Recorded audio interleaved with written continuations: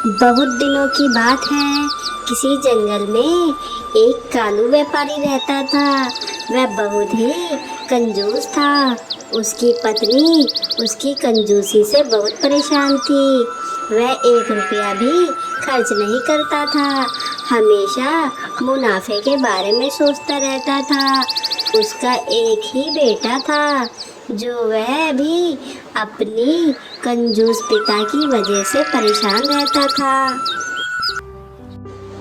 जहाँ उसके दोस्त अच्छे अच्छे कपड़े खरीदते और बाहर खाना खाते, वहीं पिता व्यापारी होने के बावजूद भी कालू का बेटा बंटी पुराने कपड़ों में रहता था, बाहर का कुछ भी नहीं खा पाता था। तब उसके दोस्त कहते, देखो देखो, व्यापारी का बेटा होने के बावजूद इसके पास तो कुछ भी नहीं है। इस वजह से सब बंटी का मजाक उड़ाते थे। इतना धन होने के बावजूद कालू कोई दान पुण्य नहीं करता था। कालू के घर एक साधु आते हैं, सुंदरी से कहते हैं, बेटी कुछ खाने को है? तभी कालू आता है। कालू कहता है, क्यों, आप कमा कर छोड़ गए हैं यहाँ क्या, जो भोजन करने के लिए आए हैं? यहाँ पर साधु कहता है, मैं कोई व्यापारी नहीं जो व्यापार करके कमाऊं। मैं तो एक साधु हूँ जो लोगों से भिक्षा मांगकर खाता हूँ। कालू कहता है, कोई खाना नहीं मिलेगा, अच्छे खासे लग रहे हो, जाकर कमा कर खाओ। ये कहकर कालू वहाँ से चला जाता है। तभी सुंदरी कहती है, साधु महाराज आप परेशान न होइए, ये लीजिए भिक्षा। मेरे पति एक व्यापारी हैं जो 24 घंटे बस पैसे के पीछे ही भागते रहते हैं और एक नंबर के कंजूस हैं। वह अपनी पूंजी किसी पर खर्च नहीं करते हैं। बेटी यह तो माया है, यह कभी किसी के पास नहीं टिकती। टिकता है तो सिर्फ कर्म। अच्छे कर्म करो या बुरे, फल तो दोनों को ही मिलते हैं। तभी साधु महाराज जी कहकर चले जाते हैं। कुछ दिन के बाद कालू की पत्नी सुंदरी कालू के कंजूसी की वजह से घर छोड़कर चली जाती है। अब उसका बेटा बंटी कहता है, कैसे पिता हैं आप? माँ घर छोड़कर चली गई और आपको कुछ फर्क ही नहीं पड़ रहा।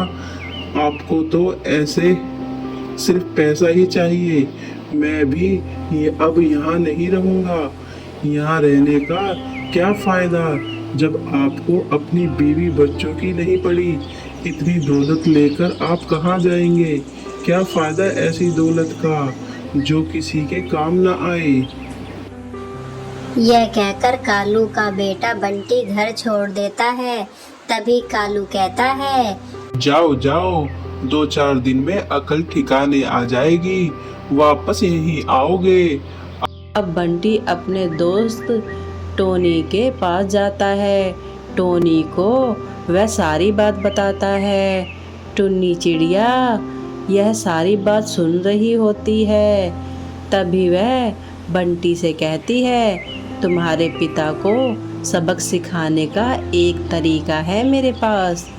बताओ टुन्नी आंटी। तुम ऐसा करो, अपने पिता के पास अपनी मृत्यु का समाचार भिजवा दो।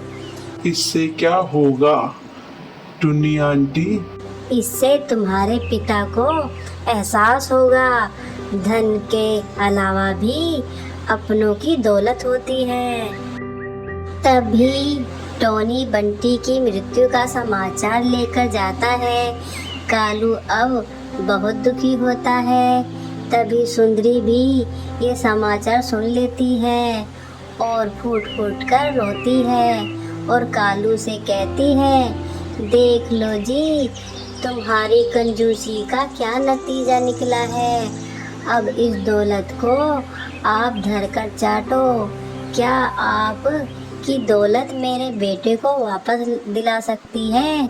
सारी जिंदगी दौलत दौलत करते रहे और असली दौलत की कदर नहीं करी।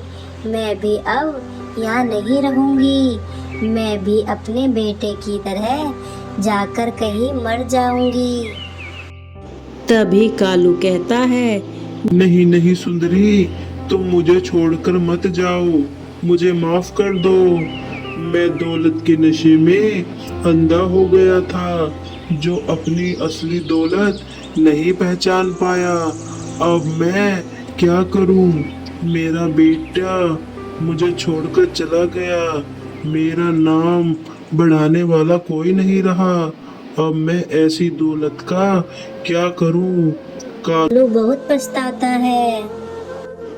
तभी वहाँ टुन्नी चिड़िया आती है, सुंदरी से चुप होने के लिए कहती है, चुप हो जाओ सुंदरी, तेरा बेटा जिंदा है। ये सब कालू को सबक सिखाने के लिए झूठी खबर पहुंचाई थी, ताकि कालू अपनी असली दौलत पहचान सके। अब कालू की आंखें खुल चुकी हैं। तभी वहाँ बंटी आता है। सुंदरी और कालू अपने बेटे को देखकर बहुत खुश होते हैं। कालू कहता है, आज के बाद कंजूसी नहीं करूंगा और अपने परिवार को भी बहुत प्यार दूंगा और दान पुण्य से भी पीछे नहीं हटूंगा। मुझे माफ कर दो मेरे बेटे, और मुझे माफ कर दो सुंदरी तुम भी। मैं आइंदा से कंजूसी नहीं करूंगा।